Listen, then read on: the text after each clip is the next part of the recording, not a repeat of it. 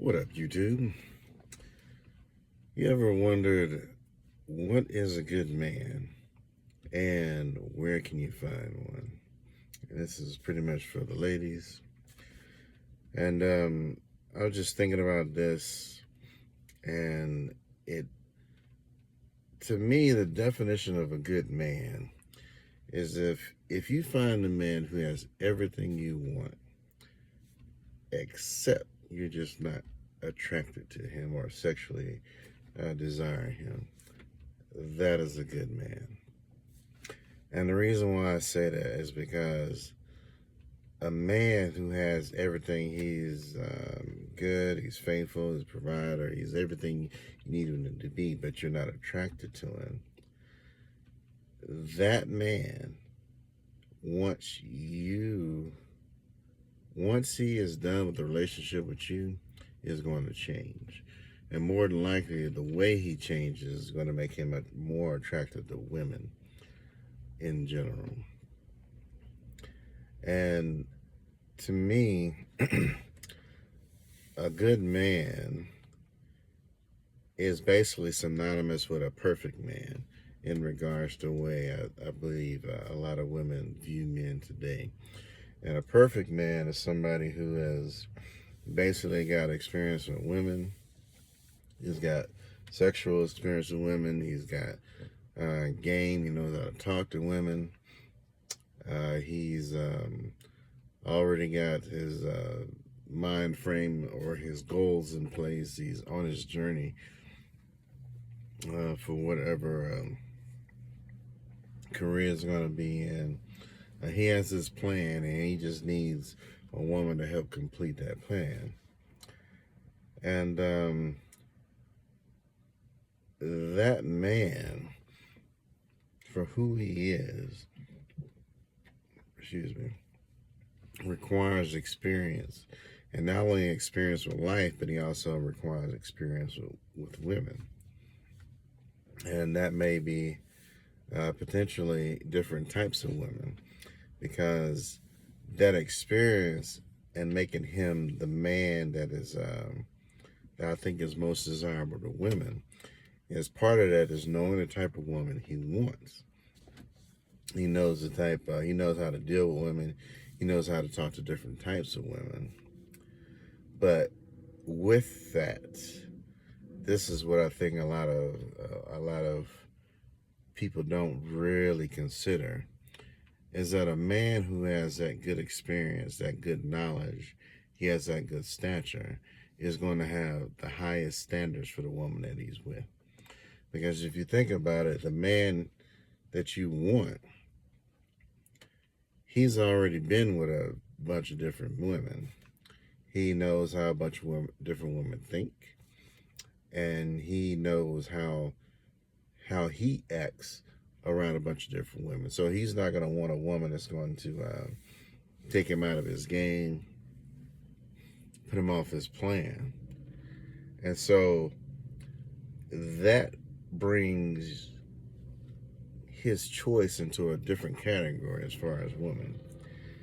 As a woman, now that you have a man who is very well chiseled, he's in his frame, he's in his masculine, everything, whatever you want to say about him, he no longer qualifies the majority of women to be his wife or his woman or long-term partner. They no longer qualify. All right? And when women no longer qualify, that means that there are only a few women that will qualify for his standard and his desires. Because only a few women, because based on his experience with women, he knows the things he likes about certain women, and he knows the things he doesn't like in certain women. And that's what makes it harder for a modern woman to actually get with this type of man. Because if you are unwilling, well, I won't even say that. If you don't meet what he's looking for, you are not qualified, and you will probably never be qualified. because not only will he not choose you, he will not have the patience to entertain you. He will see you, he will recognize a particular characteristic in you that he does not like or is not beneficial to him, or more than likely it's a characteristic that it actually takes him out of his game plan. And I don't think a lot of things are disqualifying for him. Excuse me. But there are certain things that do. And red flag things are things that are going to cause a man to either get out of character, it's going to delay his plan in life, it could delay his career, it could actually cause him not to have peace in a relationship, and things like that are going to be red flags for him, because he is so experienced with women, he is experienced with talking to other men, he's mature enough to recognize what's good and what's bad. And there are a lot of women who are not mature enough to be on his level, especially any woman that has the mindset that she can do whatever she wants to do in a relationship. You will not be able to be with this man, because he is going to be looking for a woman that is disciplined, that's actually going to be on the same path as him, and that is able to meet him where he is and complete him, as opposed to compete with him. A good man of high quality does not look for a woman to compete with. He looks for a woman to complete with. And that's not saying that he is incomplete in himself, but certain times in our lives, we actually need other people to help us to complete a particular vision. And so if he wants to have a family, he can't do that without a woman who's willing to be a wife and a mom. And so if you're unable to help him complete his vision, you're not going to be qualified for him. If you have baggage, another man, debts, if you have attitude issues, where you just don't like authority or you don't like following, man, you want to follow your own path, you are not going to be able to follow this man, and he's not going to be able to basically consider you an option, because you're not willing to follow with him. And a lot of people think about submission as being a bad word, but the thing that I think most people don't understand about submission is that there are two different types of submission, at least. The first type of a submission is going to be involuntary submission. This is where somebody forces you to do something, such as a policeman. A policeman, if you're not following the law, he will force you to either follow the law, or he's going to force you to pay the consequences of not following the law. But in that case, you can voluntarily submit, or you can involuntarily submit. And usually if you involuntarily submit, that's when people tend to get hurt, they get more charges, things tend to go a lot worse for that particular person. On the other side of it, you have voluntary submission. Voluntary submission is usually what you do when you get a job at a company. So the company has a specific need. You have a specific set of skills. Now, you willing to voluntarily submit to that company's vision, makes you a fit for that particular company. So when you come together with that company, if you're a good person, you have other skills. It's not just simply that. But if you have the right skills, you have the right social mindset, you will be very successful with that company. And that company will reward you with a long time employment, potentially retirement if they do that, or at least, a 401k. but it's predicated on the idea that you have a joint vision, or at least something that brings you together, that you can fulfill a joint purpose. Okay, and even if you don't agree with the purpose, you can still go along with the purpose if you have the right mindset. But there are a lot of people who don't have the same mindset, and so that could be a bad thing, at least for a good man. You can have a woman who's like, hey, I see this is a good man, I'm going to be a good woman to him, but if you're not willing to stay with him because you're not attracted to him or whatever reason, you're not really a good fit for him, because you're just going to end up stifling him. And after a while, he's going to notice it, and he's going to drop you. He has to drop you because you're basically dead weight to him. You know, you have to be, as a woman, there's a certain thing that you bring to a relationship that, and if you're not able to bring it to the man that you're with, you're not good to him, for him, and you're not going to be happy either. So you're basically wasting time. And there are a lot of people wasting time with people who are just not good for them, you know, and that includes men and women. But a good man, a lot of times, is going to be hard for a modern woman to find, because a lot of times the modern woman is what is being used in life to create a good man. So remember, we was talking about the experience. The good man usually has experience with women.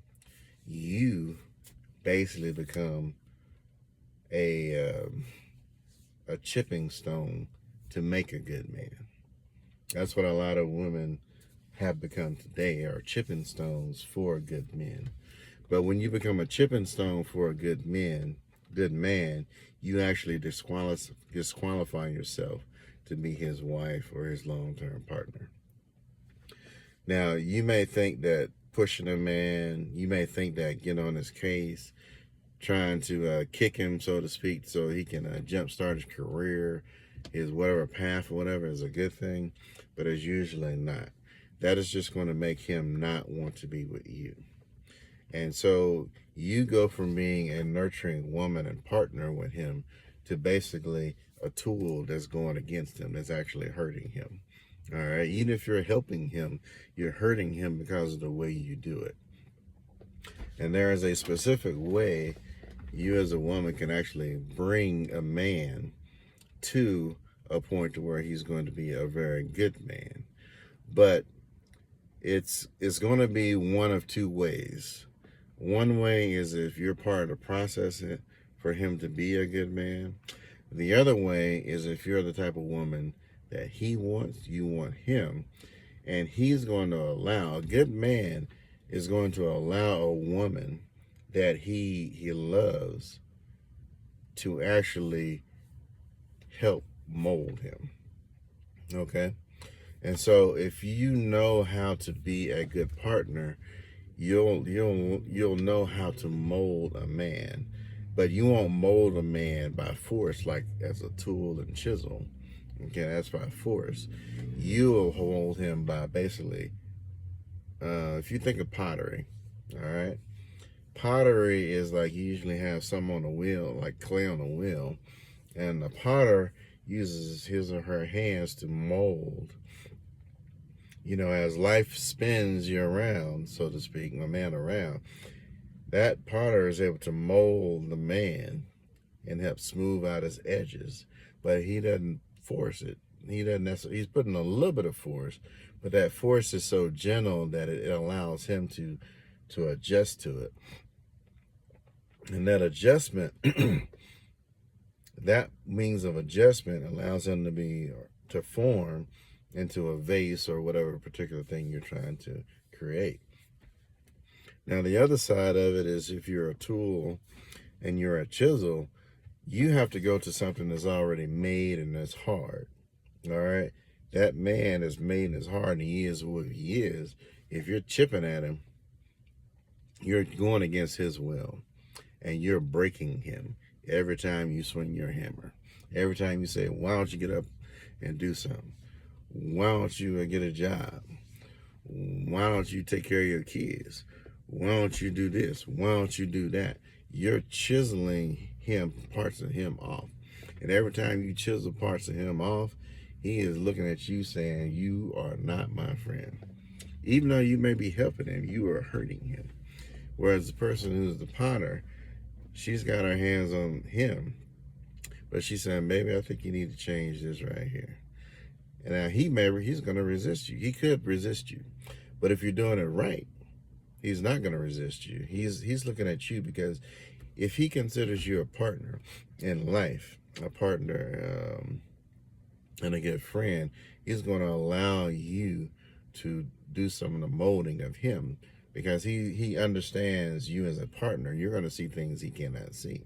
Now, that doesn't mean he's going to agree with you in every area, but he's going to be more receptive to your gentle hands as opposed to somebody who's chipping at him. Does that make sense? And so you as a woman have to be gentle. You have to be nurturing to be with a good, strong man. Now, that's assuming that this man is already made. And that means that you are actually coming very late in his life, potentially, as an experienced man. Because if he's already been with all these other women, you got to be something special. And you not only got to be something special, you got to be something special for him.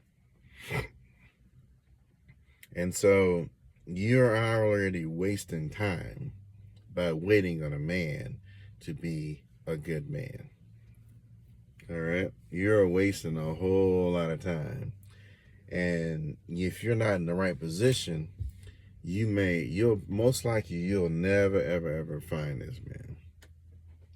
Now, on the flip side of it, if you're the woman who can recognize a man who's got good skills, there's a distinct possibility that you're attracted to something that you're not supposed to be attracted to.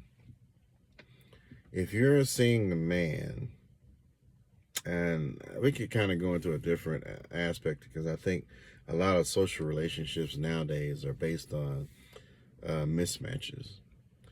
And if you watch a lot of the media shows mismatches in men a lot of time, and mismatches in women. And those mismatches are bad for relationships, because you can't date a bad guy and expect him to take care of all the bills. You can't expect him to be a husband. That's a mismatch. It's not going to happen. At best, you're going to be a side chick. All right. Now, there's a situation where a guy who's a player, bad boy, all that stuff, can change into a good man.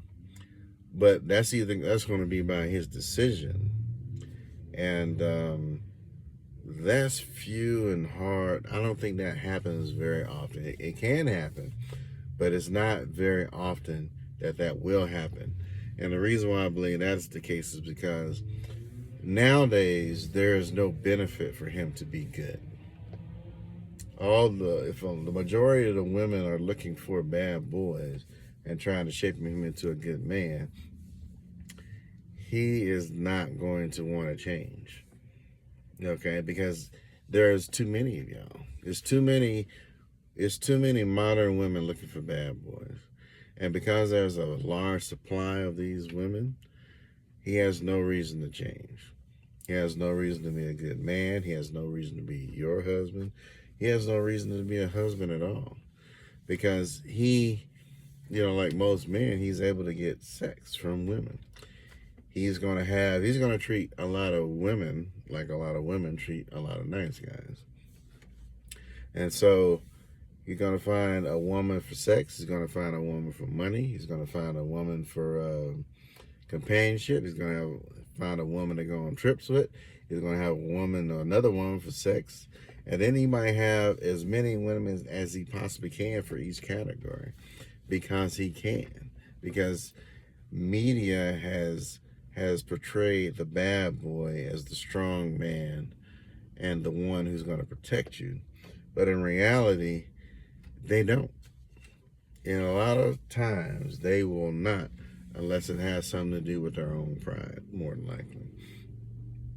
And so that mismatch in characteristics with the bad boy being a good man is so prevalent that people believe it. People believe it even though they see circumstances, they have friends, and everything is going through the same thing, but they're all failing. They're all failing relationship.